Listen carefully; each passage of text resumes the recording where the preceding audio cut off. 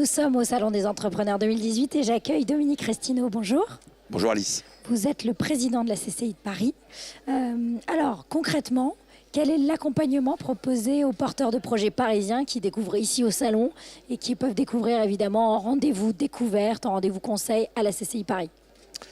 Alors, je suis effectivement le président de la CCI de Paris et par voie de conséquence, le vice-président de la CCI de Paris Île-de-France. Pourquoi je dis ça? C'est parce que pour rappeler les 4 missions principales de la Chambre de commerce de Paris Île-de-France. Une mission formation. Nous formons chaque année 60 000 personnes, donc 30 000 jeunes en formation initiale, 15 000 jeunes en formation, par apprentissage, à travers 19 écoles, avec un taux d'intégration dans l'emploi absolument remarquable. Dont des écoles, le HEC, l'ESSEC, le SCP Europe, les Gobelins, Ferrandi et bien d'autres. Voilà, c'est impressionnant. Donc, pour les entrepreneurs qui ont besoin de recruter, il y a nos écoles, par exemple.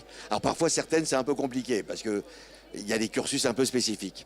Nous avons une mission d'attractivité. Vous êtes ici, au Salon des Entrepreneurs. En réalité, vous êtes dans un bâtiment, le Palais des Congrès, que la Chambre de commerce et d'industrie de Paris a créé il y a 50-60 ans, sans aucun centime d'argent public. Ce sont mes prédécesseurs, élus de la Chambre, qui ont voulu apporter un Palais des Congrès à Paris. C'est la Chambre de commerce qui a créé ce bâtiment et c'est notre propriété.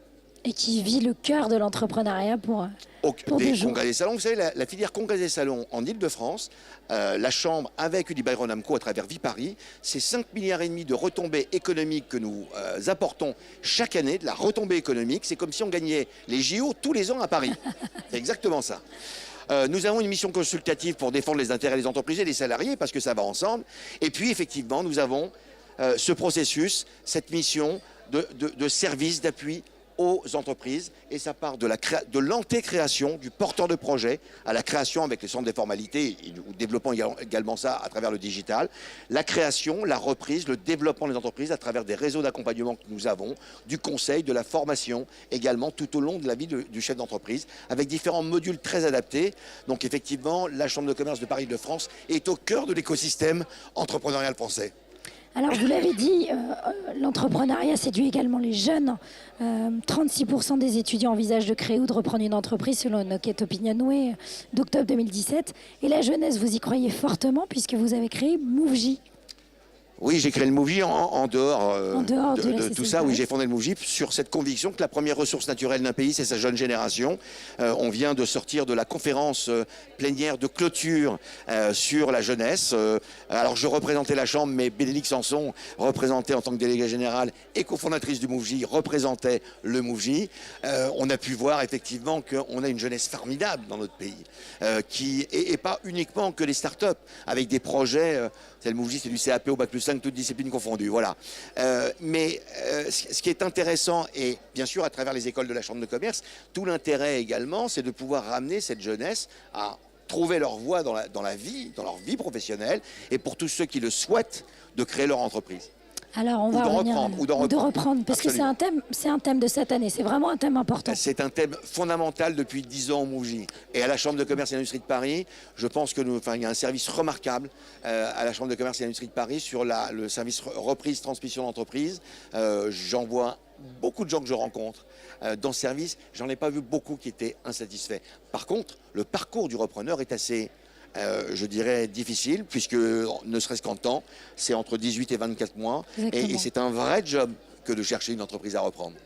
Alors, on va revenir à la CCI Paris et Paris Île-de-France. On est début 2018. Est-ce que vous avez des plans d'action pour cette année? Est-ce que vous avez des choses à nous dire, voilà, pour attirer encore plus les porteurs de projets, pour les aider? Écoutez, je vais vous parler de Paris-Paris. Voilà, moi je suis un petit président d'un petit Paris.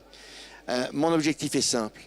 En Île-de-France, les milliers et les milliers de dirigeants, de porteurs de projets qui poussent la porte de la Chambre de commerce, quand ils ont utilisé, toutes les enquêtes de satisfaction sont très bonnes.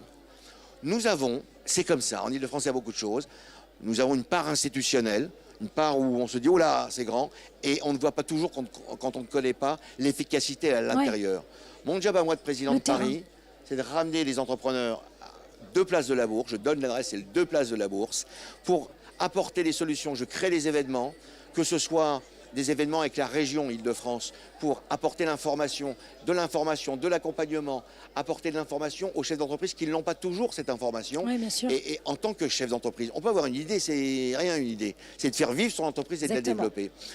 C'est de travailler également sur le rebond. C'est des sujets extrêmement importants. Si on veut changer le regard sur l'échec, par exemple, il faut s'occuper aussi des chefs d'entreprise qui ont tenté, qui ont osé et qui parfois même au bout de plusieurs années, ont eu des difficultés. Bien sûr, il y a un enjeu de transformation digitale.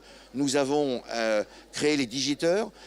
Ici même hier, le président Île-de-France, Didier Kling, a signé le partenariat avec le groupe des échos, les éco-solutions sur le coach digital, une plateforme où nous allons retrouver encore les digiteurs, où là nous avons créé dans chaque CCI départementale ce qu'on appelle les open spots, c'est-à-dire des open space de coworking avec du service où on peut venir faire différentes choses évidemment.